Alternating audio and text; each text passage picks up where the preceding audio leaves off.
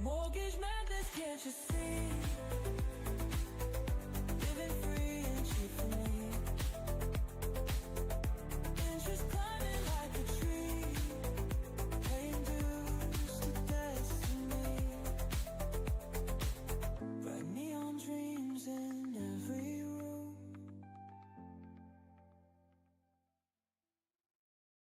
Hello and welcome to the Mic'd Up Show, Season 4, where every mortgage has a story. So we are the ultimate hub where the hidden stories behind the mortgage industry come to life. I'm Michael Kelleher. Alongside me is Michael Zal. And in every episode, we dive deep into the strategic insights, entrepreneurial spirit, and breakthrough innovations that build the world's greatest mortgage companies. Whether you're advancing your career, scouting for industry leaders, or exploring opportunities in fintech and prop tech, you're in the right place. Get ready to unlock the story behind every mortgage. Today, we are diving in with Candice McNaught, who has been a staple in the mortgage industry. 2023 Woman of Influence Award in Housing Wire.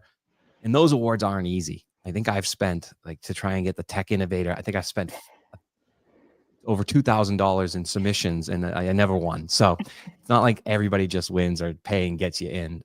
So congratulations. But where I saw you was at the IMB conference with KP up on stage. And I was really amazed at your ability to understand the landscape of mortgage. And for those that don't watch this show, and your first time tuning in, the purpose of this show is for the people, if you're in the lending industry in any capacity, you get to really understand the direction of where it's going and how easily accessible these leaders can be at the conference scene. But we know a lot of people don't get to go to the conference because the great talent doesn't always, you don't want your great talent getting recruited, or maybe they don't know about it, or maybe they'd have to leave they have to actually close loans. So you don't want to send your closer at the end of the month to out to Denver. So we try to bring on guests that you would see at these conferences, and people speak on stage, and everybody's always good, but I always question whether they're telling me something I kind of already know, and it's basically like ChatGPT. I find ChatGPT doesn't take an angle on anything. It's just this long wave of oh, that's interesting. You really get the dynamic of the industry today, and the more IMBs are talking about it than ever, which is the loan officers are so in demand that enterprises have to actually cater to them on tech stacks and other areas. And they recognize that that's not always scalable, but they have to play in between and also be the best salesperson, script reading. So you were talking all about that. But you started as a branch manager, right, with Supreme in 2008. Is that what you said? Yeah. So September of 08, my business partner was with CTX Mortgage, and that acquisition happened with Pulte. And it was my first year in the mortgage business. And again, I will highlight September of 08, the worst time to enter the business. And I was actually hired as a director of marketing because marketing was my background. And Rodney was big in Texas. And he said, listen, just sit back, don't say anything, and just listen. He goes, it's chaotic times right now. And I was like, oh my gosh, what have I got myself into? I came from the medical business and I got into the mortgage business. And that's how it all started. And that was with Supreme. And I was going to ask you, did you feel like running that branch or turning slowly into running the branch, that it's the same dynamic as today, that all these national lenders would love your business? And maybe because it was 08, it'd be different, but just, do you see a whole different world, and maybe because of LO comp, whatever it is that is driving today versus that 2008 period? Yeah. And honestly, I see a lot of similarities. I haven't seen the landscape change a whole lot. LO comp hasn't really come down. The demand of loan officers and their wants and their needs has not come down. The demand of wanting a LOA, the demand of wanting their own processor, that hasn't changed. I would say some have become a little flexible because you could say, hey, we'll pay you more LO comp if you don't bring this person over. And so there's a little bit of leverage there. loans back in the day, they were so paper, right? Rubber stamps, rubber thumb. You needed those assistants to sit there and thumb through documents, to where now we've got a lot of automation and some tech partners that are helping streamline our business and make us more efficient. So that's probably the one trend I've seen decline. But really, overall, we still have some work to do. And I think that that's where we're going to have to head in the next 3 years. Yeah, and just your climb then, as like knowing that it has been the same. You've climbed to where you were in your previous job. I mean, you were running 200 branches, 700 loan officers. People were reporting to you. I think you had like 5 directs, 15. Is that does that have like an entrepreneurial feel to it when you're running that, or is it more corporate when you get that big? No, it's more entrepreneurial because I'm really big on not having middle layers. So you have to learn how to shift and pivot, but you also have to have the knowledge and the expertise in those departments. So, for an example, I oversaw recruiting, marketing, branch finance, which was P&Ls, and sales. And it was like you would literally take one hat off and put another hat on, and you had to know how to pivot. But for me, it allowed me to align the strategy to ensure that it, for every business channel that I was overseeing, I knew that we were all on the same focus. Because the more leaders that you get in there, and if you're not having conversations and you're not collaborating, it gets diluted, and one person's off in this direction and this one's over here. And think about it. I said sales and marketing, those two go hand in hand. And while I'm doing that and running branch P&Ls, that goes hand in hand too, because I'm looking at the cost to produce, the bottom line, the usage of tech stacks. What are we spending per month per loan officer on tech stack? And then you've got recruiting. Okay, if you're going out on the market and you're recruiting, what tech stacks should I be looking at? What am I missing? Is my value prop not aligned with the rest of the people in the industry? So while some used to say, Candice, you're trying to control everything, it's like, no, you don't understand. It has nothing to do with control.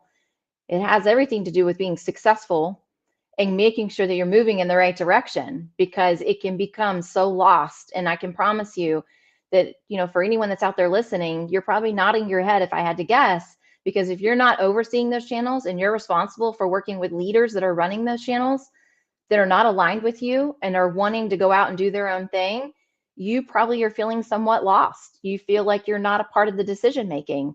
And it's going to inevitably impact you and what you're doing and your success.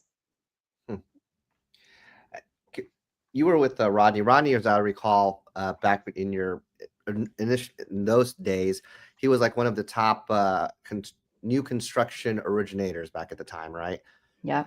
And to my knowledge, he was one of the first ones to really kill it in the market as far as new construction.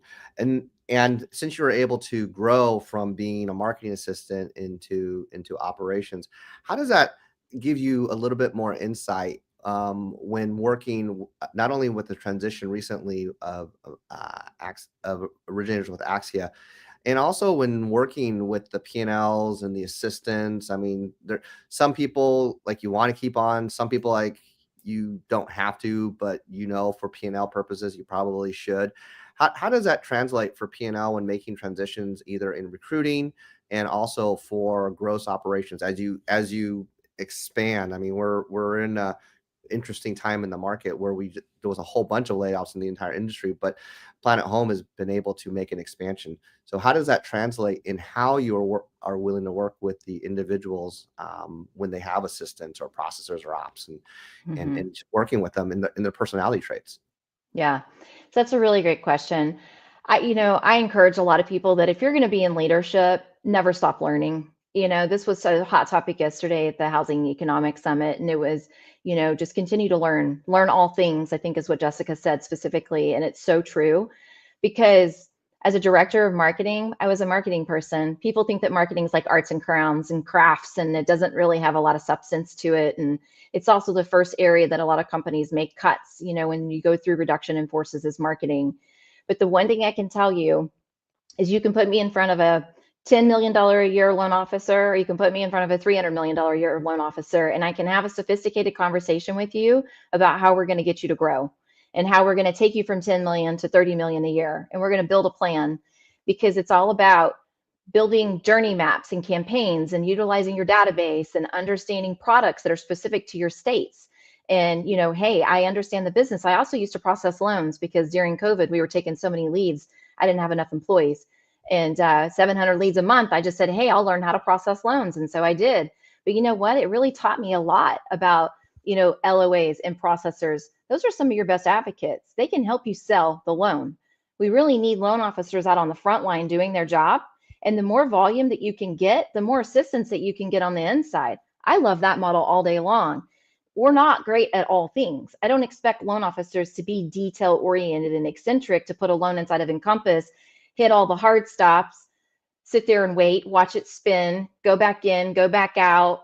That's not the best use of their time. We need them out on the streets to sell. But from a marketing perspective, you got to give them the tools to feel confident to go sell and get loans. And by doing that is you're sitting down and you have to build a plan with them individually.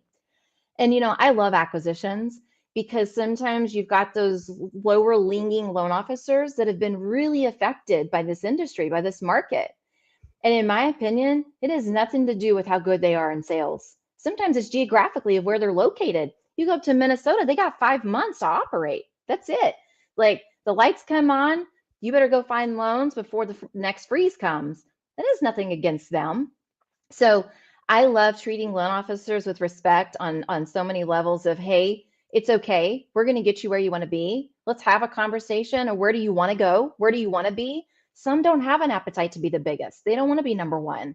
But you know what? They still have a living that they need to make amends for.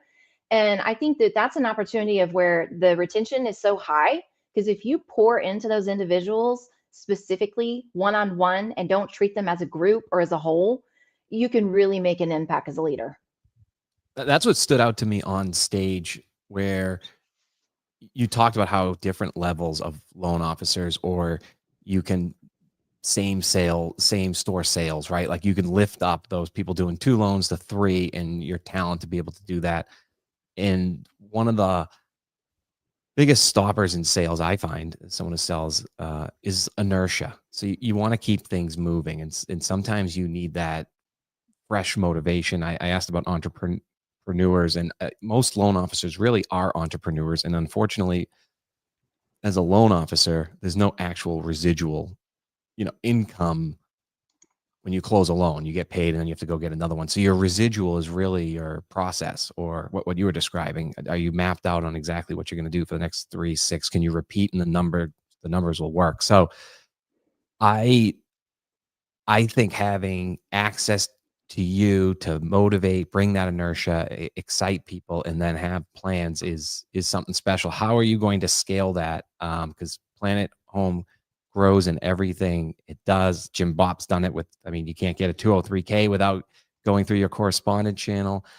Your numbers are insane on the correspondent. And now I heard there's a huge focus with capital and with leadership. So there's no doubt you guys are going to expand. What's your plan to get Candice in every branch, making sure that you're accessible? Yeah. So, I recently joined Planet, and the reason why I did this was because it was a company that had the ability to scale. It's the company that has the product suite. It's the company that has proven that they know how to run a business. Look at the correspondent, look at servicing. Now we're doing sub-servicing. And for that means that retail has so much underlying opportunity. I'm a big believer in video. I love this kind of stuff because every week I start to send out a video to our entire sales team. I'm going to give you a mantra of the week. I'm going to give you a sales product of the week, and I'm going to give you the sales strategy of the week. And how I'm doing that is because just this morning I was on a product call with our head of cap markets, and he was like, hey, look, this group over here locked 10 loans yesterday. And I said, let's break it down. I want to see what products they're putting them on, because I'm going to call these individuals over here because maybe it's a missed opportunity. And you know what? It was an in-house DPA program that we've recently just brought on that maybe some don't know how to use. They don't know about it. They don't have the marketing material for it. And I'm going to call them and I'm going to say, hey, you know what? I'm going to challenge you to go get 10 locks in the next week by using this product. And if you want to talk to someone, I will set up that phone call with the loan officer that locked those 10 loans yesterday, and we're going to share best practices because you're in completely 2 different states. And that's how you do it. If you're trying to do it in this big casting wide net effort, you're going to miss it. You can get there, but I'm new, I'm coming in. I'm going to have to do it in a 1-by-1 scenario, and I have no problem with that. I have no issues with traveling. I'm headed to Arizona next week. I'm in Colorado the following week. I'm taking people out to dinner. I'm sitting down with them. One thing that my mentor always taught me was don't, always start your conversations off by saying, what do you need from me? What do you need more from the company? And allowing them to share that with you. And then it presents you an opportunity to say, now this is what I need from you. Because it's just a really great way of going into it as being a partner, and that we're in this as a partnership, and that you're going to be willing to listen to them. Oftentimes we see some of these branch managers and regional managers call, and they call these loan officers and they just browbeat them. Susie, she funded 10 loans, or she locked 10 loans yesterday and you didn't lock anything. Without providing them solutions, you need to really understand the larger landscape and understanding before you start to just come over the top on some of your producers, because that's a really great way to lose them. Yeah, the weight loss coaches that shame people aren't doing so well these days. Yeah, Candice, right. How do you multiply yourself to the landscape of that many individuals? I mean, is that tech based, or is that a lot of Microsoft Teams? How do you spread yourself in speaking to that many originators? Yeah, so Bomb. It's not to have a shameless plug, but that's my video platform. Our marketing team has a newsletter that they send out, so they incorporate me in the newsletter. Individual LOs will start to reach out to me. I'll use a priority. I will cancel any meeting to make time for a loan officer. But really leverage your tech tools. Like we're expecting loan officers to use them. Well, I use them as a leader, because that's also another way that I can gain adoption onto my MarTech stacks. Right? We all pay for seats. That's not an unknown in this environment. So the more that I can use those things and I can encourage them to communicate with them, then I'm hoping that they'll start to use it for their own, benefit as well. But yeah, that's how we use our video channel. We do use Teams. We've got chats that are set up. I leverage my learning and development teams, leverage the 203K departments, leverage the condo departments. On a dime, I can send out something today, and then I could say, hey, we need to have training on this in-house DPA. Too many people are missing the opportunities. Our branch advocacy team will hop in, create something, and they'll set the call up for first thing on Monday. And then I make a large announcement of why we're having a hosted training. Are you looking at do you ever look at individual branch P&Ls? I mean, you can look at production from the originator standpoint. You can look at, application counts. You can look at when they're locking, price acceptance, and so on and so forth. How do you look at the branch P&Ls? If you're an originator and you're thinking about, hey, maybe I want to be a producing branch manager. I want to transition, from doing 6 to 8 loans a month, but now I think I can, with my assistant, I'm going to organically transition over from an individual loan officer to a branch. How do you look at the successful P&Ls and then explain that to an originator, saying, hey, you know what? You were averaging 80 basis points or 100 basis points as an originator. If you decide to move to be a P&L owner, on the surface, it looks awesome. But then with all your people, you end up at 65 bips versus 80 bips or 100 bips. Yeah. How do you speak to the successful originator and tell them, hey, maybe you're a great originator, but maybe you won't be a great business owner? And because I'm sure that happens. In fact, I know that happens. So how do you speak to that? Mm-hmm. Yeah, it happens often, actually. And then you find some that come in and they say, well, I've been a P&L owner for 15 years. I'm not willing to go back. And it's like, hey, listen, let's don't fool ourselves. Let's just start at the top. No one is selling high margins right now, right? So, we're being compressed. So that's where you start. And then you start to look at the cost to produce. You start to look at credit pools, how much the Encompass fees are, and all the little things that continue as add-ons that we do have to charge for. And then what we're willing to collect, what we're willing to charge in fees. What are our other competitors doing? So I think it's a coaching opportunity. I like to say, hey, let's bring you on as a non-P&L for 90 days. And then let's visit it on the 91st day. Let me show where you've landed. And then let's make a business decision from there. 9 times out of 10, they all love it. They all say, you know what, that's great. Because it's going to be ugly the first 90 days anyways. Nobody wants to look at that. And I found that when you bring them on as a P&L owner in that first 90 days, they sit there and hyper focus on the P&L so much that they lose their confidence and their ability to want to go out and sell. And so it's a deterrent. So I'm like, that's not where your best effort needs to be. You need to be out on the street, talking to your partners, letting them know that you've made a move, why you made the move, not sitting back there looking at numbers all day. And right now it's a hard environment to really be a P&L owner.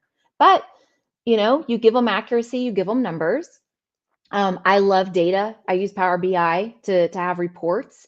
I have an amazing analytics team that we're constantly, I'm like, hey, I want to see this report. I want to see this report. Because what's going to happen is when you show a loan officer or a branch manager that's a P&L owner numbers, they're going to want a deeper dive into it. Well, where did you get that? How did you come up with that? I don't think that number is accurate. And you're always going to need to be able to back yourself up with reporting suites that can say, this is the intel and the data that we're receiving. Those numbers are accurate. What do you see as some promising career growth in IMBs right now for that young loan officer that's young in mortgage? Let's say it's gotten through their 20s and now people are starting to refer them business, trust them with the tax returns and everything. Should they be asking to see the P&L of the branch and learn it? Should they aspire, or should they just constantly maybe just work on selling and it'll come to them? What is that career path in an industry that sometimes I don't think advertises it too well to outsiders, that you can come in and work your way up? Mm-hmm. Honestly, Michael, what I have found is if you've got a loan officer that is just great at sales and can consistently close 5 or 6 loans a month, they have no desire to want to be a P&L owner. You know why? Because they have a constant stream of income and revenue coming in. The ones that want to be P&L owners are the ones that are not closing a consistent book of business, that think that they can make a lot of money off the bottom line, and that they can take that, every 90 days or whatever their distributing, parameters are, that 10%. There's a lot of rules around how often you can pay out against a P&L. That's how they're trying to become rich quick. And I think it's the wrong strategy. If you want to be a leader and you want to grow a team, and that's your overall arching vision, I have seen successful P&L owners that were loan officers in the day that have become non-producing branch managers that have built $40 and $50 million a month groups. Those make excellent P&L owners. They're entrepreneurial. They understand the business. They understand the bottom line. They're going to treat it like it's their own checkbook, and they'll appreciate it. Loan officers that are just coming into the business, I highly discourage it, because I've seen so many say, well, I'm closing 2 loans a month, I want to be a P&L owner. No, that's just not unfortunately for me and our business model, that is just not a good fit. But again, you don't ever want to come in and say, just no. It's, hey, can we just agree maybe on a not yet? And could we try it for the first 90 days by not doing it on a P&L? And then when you're ready, I'll open up the book and I'll show you where you are. And then you can decide. 9 times out of 10, they're like, nope, I don't. Once they see it, they're like, oh, no. Because guess what happens? You don't get paid if you're not profitable. Yeah, you need to go from like 2 to 4. You're not going to do that staring at your P&L every day for an hour. There's not enough time in the day, I feel like, for anybody. So we are going to take a quick commercial break to our sponsors. We are now encouraging vendors to reach out to us. Best deal in town. You get to be on a show that has a massive reach, as well as some amazing guests that get to watch them. So if we could just run those, and on the other side, Mike Zhao will have an amazing question for you.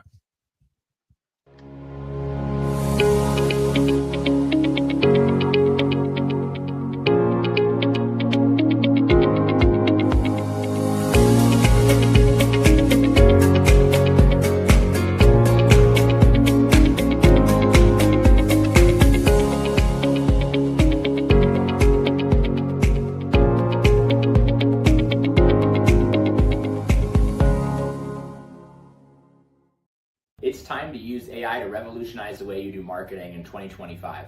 With ADM Intelligence, we have access to 5,000 consumer data points and proprietary AI technology that helps you understand who is in your database, what's the likelihood of people to do a real estate transaction, and also who they are. So for example, someone who's 50% likely to transact in the next 6 months, who's a first-time home buyer, should receive very different content than someone who is, let's say, not as likely to transact that already owns a home. And of course, our content team will provide you with all of that turnkey out of the box to market to everyone in your database. So to learn more, come find us at ICE. If you're there, we're booth number 327, or go to our website, thinkadium.com. Love to walk you through a custom demo of how AI can supercharge your marketing this year.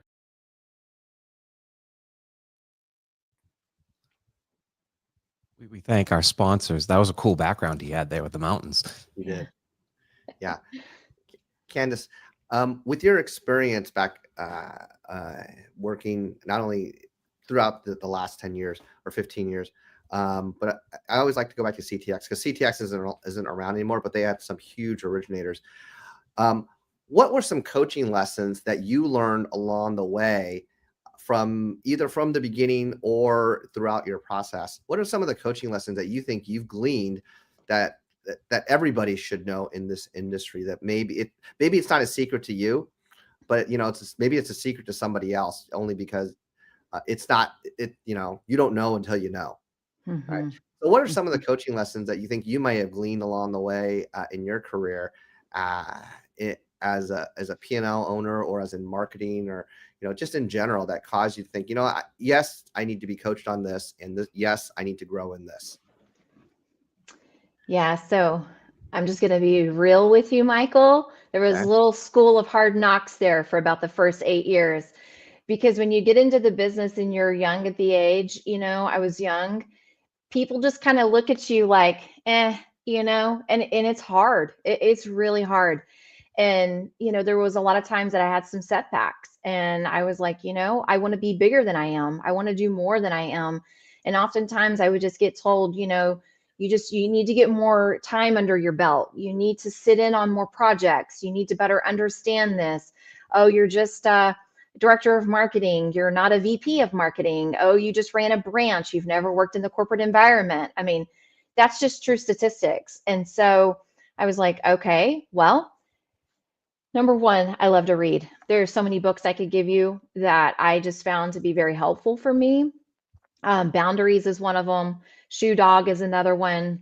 I have many, and I often share these on LinkedIn because it was what helped me with my personal growth, to learn to not get frustrated and not get mad and not give up when someone told me no.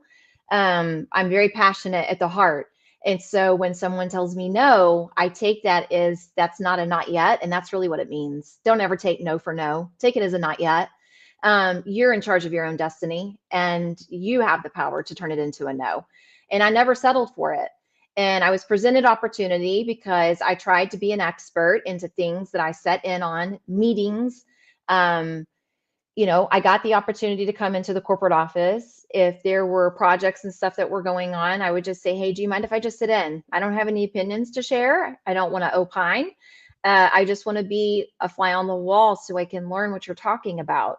From an IT perspective, IT was one of the most critical components to our business that I never understood at a whole, that I needed to better understand, especially if I was going to run marketing and technology stacks, because those are a lot of API integrations and they slow things down. And there's a lot of latency and development work that you just can't have an appreciation for your partners on the back end. The moment that you can understand all the moving parts of your partners in an organization and truly build what's called leadership amongst your executives, they will then give you the respect that you deserve. They understand that you're there to protect them, not to just continue to add projects to their plate.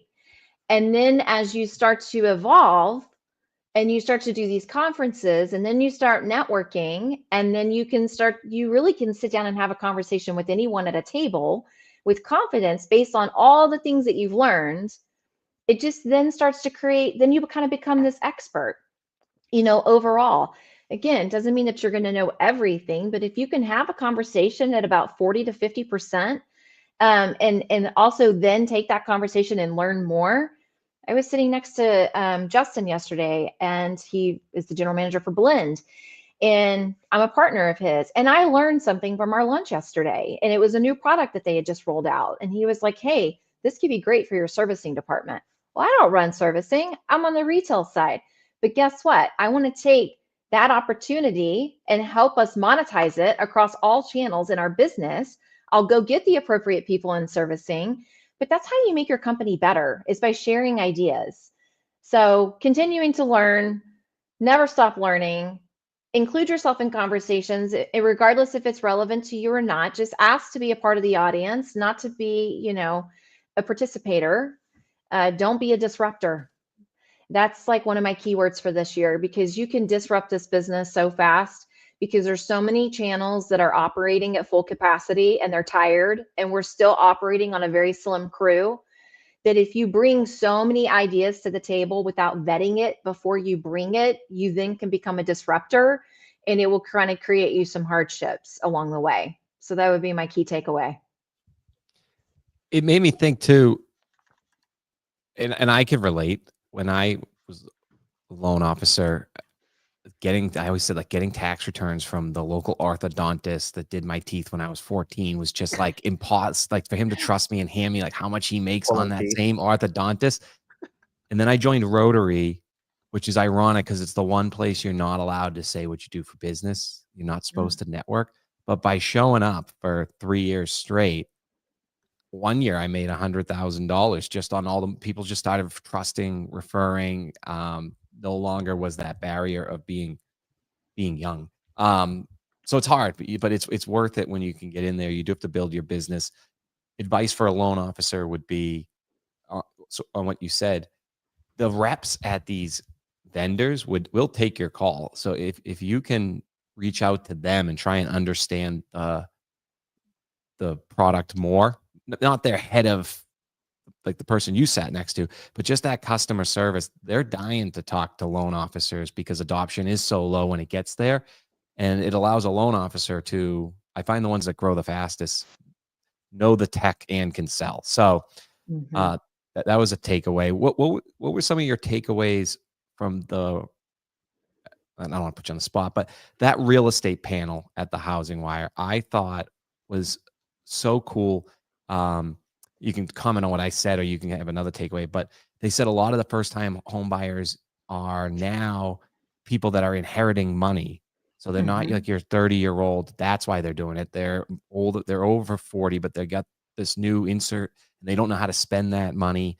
They're not very wise. They actually need loan officers more than digital. And another one was with the commuting, the cost of childcare, and how that's like not in the DTI, right? But that's going to impact the amount of money people have to put down. It's just the childcare things. I have a 3-month-old and a 5-year-old, and it's just I could so relate, and that's why I love talking. Sometimes the real estate agents are just so on the street, and they gave an angle. Did you find any from that? I guess you could say from any panel, but that panel in particular? Yeah, I thought that panel was fantastic. I actually shared some of the quotes this morning with some of our other leaders. So again, note takeaway, sharing is caring. So for my leaders that live out of state that could not come to this conference, I sent them a whole dialogue this morning of, hey, here's 21 things that I learned yesterday that I found insightful. And I downloaded Logan's PowerPoint presentation and gave it to my secondary guy because it was optional. And I was like, hey, like, here you go. He was like, oh my gosh, thanks. So not to digress, but yesterday, I thought it was just fantastic. And that panel, she even said that majority of first-time homebuyers right now are also single women. Hello. Like, that was pretty strong and powerful. She also said that the amount of people that are looking to purchase are also being asked to come back into the office.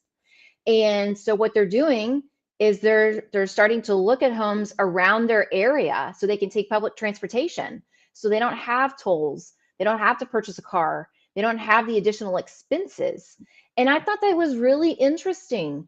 And then because you've got the childcare, and then it wasn't even just childcare, it was pet care, dog sitters, cat sitters. Those were some other things that were mentioned too. It's expensive. It's all expensive. So there's so many different variables, but they also did say that, make sure that we're leaning on the data. This has been one of my largest key takeaways this year. Lean on data and don't be fearful of it, because the data will tell you how you need to be running your business. It will tell you the products that you need to be going after. And why I say that is because first-time home buyers, the average age right now is 38 years old. You know, they showed that slide yesterday, Michael, of the millennials. The millennials are going to be, that's your audience. It's not the younger audience anymore. They can't afford it. Housing affordability is a massive issue in today's world. Do you know the average age of the #1 people that moved last year? Okay, for purchases, 63 years old. You know why?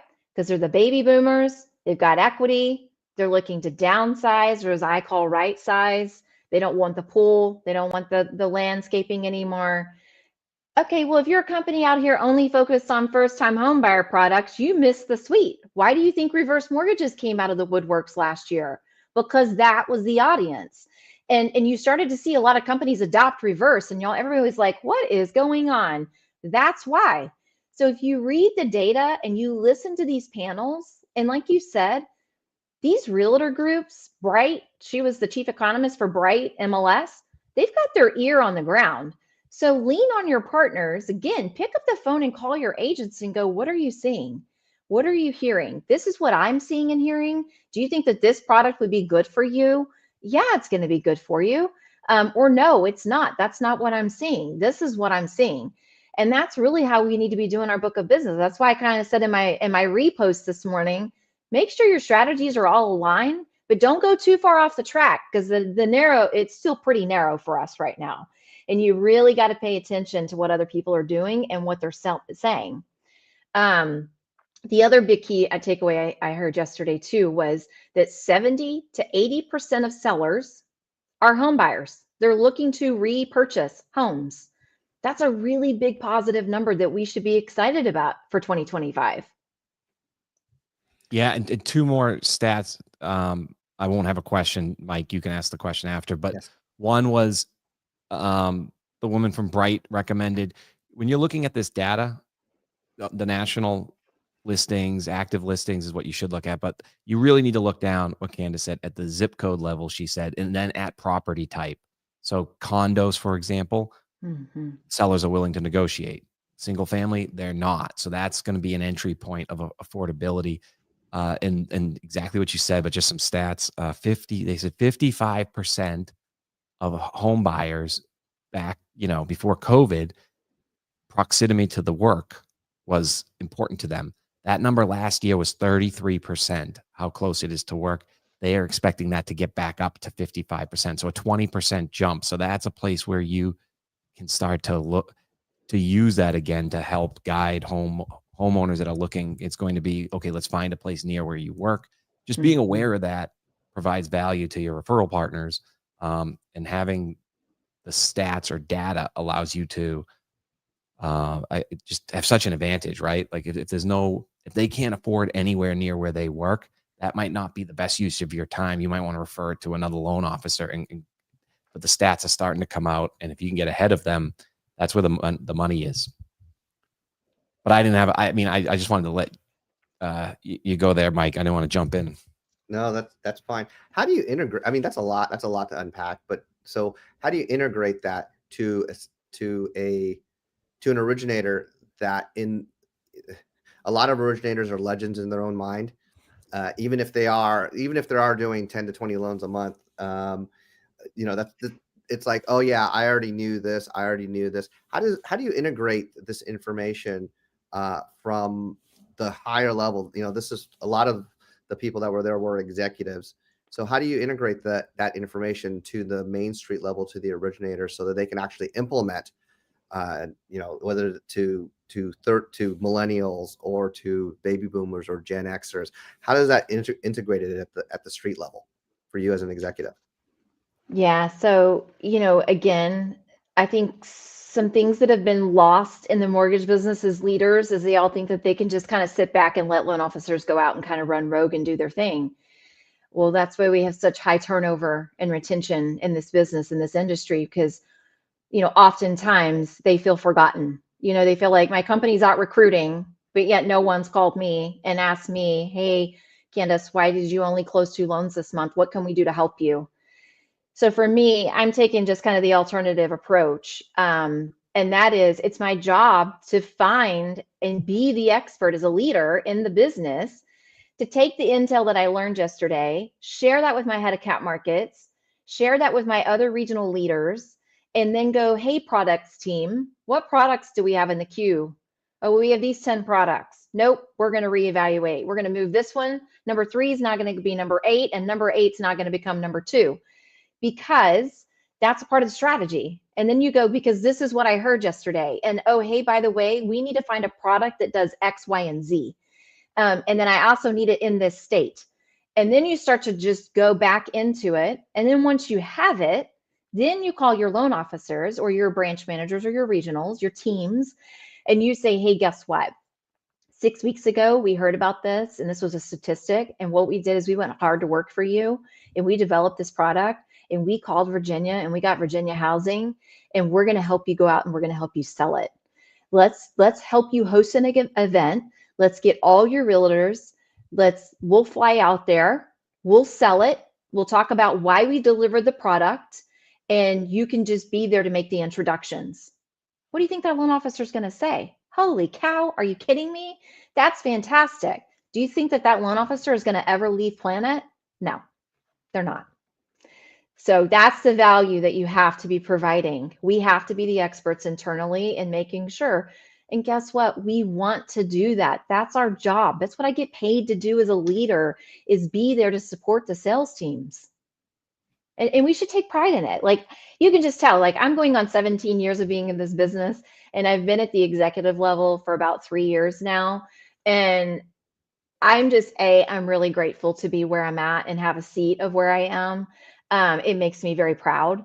And then secondly, I want to represent the company that I'm aligned with as being just single-handedly, number 1, the best, number 2, the most supportive, and number 3, the most desirable place for people to want to come and work.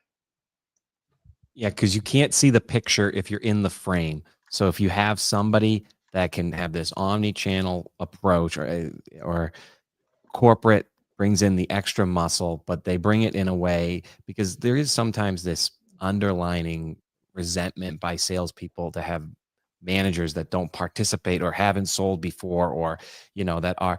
So when you have somebody coming in with sales ideas and bringing the corporate backing to make sure that it is a good turnout, there's a good product, right? Good people behind it. We're not hearing as much of that. You're right. We're hearing more about the recruiting. I think that's fantastic. And I think that is a wake-up call to other lenders that Planet Home is stepping up. Candice is here, and it's taking care of, your own people first, which is very important. And doing that is really what's going to attract other loan officers. It's a lot easier, especially with everything we've gone through. If somebody gives you a new approach, and you can tell you have your marketing, hat on there and your sales hat. I think people just need a fresh injection of being different within their community. And ideas like that are absolutely how you do it, and how you get people off the phone and off Zillow and over to Planet Home, or wherever your home is as a loan officer. I appreciate you coming on the show. Are there any final thoughts or messages to the lending industry that you have for us here? I want to close out with that there was a lot of hope yesterday in that room. I was exchanging some notes with other leaders at other companies. There is a lot of optimism, and I know it's going to materialize. I think that we have the ability to help it materialize. And I just want to tell everybody, man, if you've made it this far out of the 3-year cycle that we've been in, you can continue to make it. We will get back to the basics. Back to the basics, meaning pick up the phone, call your customers, stop relying so much on text message and links, get back out there, get in front of them, do open houses. If you've done this for 20 plus years, you know exactly what I'm talking about. It's the way to run your business. And we've all become very complacent, but I would just encourage you to take this approach. And I promise you, it is going to warrant you an extra 1 to 2 deals a month, regardless if you've got the product stack. You still have the ability to be the expert. So by putting yourself out there, utilizing video, don't be afraid of it. Just get back to the basics. That's about the best I can share. That's fantastic. Any final thoughts, Mike? Yeah, a lot of glean. by the way, thank you, Candice, for doing this. What I gleaned from our conversation, number one, is that have the courage to go and do what you need to do. Number two, go ahead, and because of the courage, it's okay to fail. And in the school of hard knocks, you're gonna have failure. However, when you in the numbers game of that, you're also gonna reach a lot of success. And the one thing I really appreciate that you said is you ask the question to the people that you're working with, what do you need from me and what do you need from my company? And it's that type of servant attitude with the asking, with the doing, and with all the information that you're able to provide, Candice. It's no wonder to me that it's with that type of attitude and that type of information you're able to glean, not only to Planet Home, but to its originators, that you're able to take on not only a merger or not only an acquisition, but also expand to the present originators and how you can work with them in their P&Ls, in their sales, and in their originations.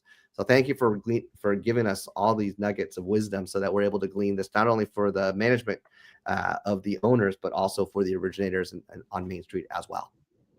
Thank you. Thank you both for having me. I really appreciate it.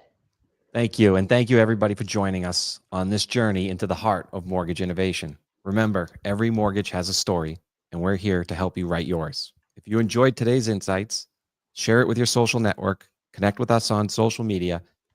And until next time, where we have Owen Lee from Success Mortgage and major contributor at the Mortgage Bankers Association. We'll hear more about that. Keep pushing boundaries and uncovering the stories that drive our industry forward.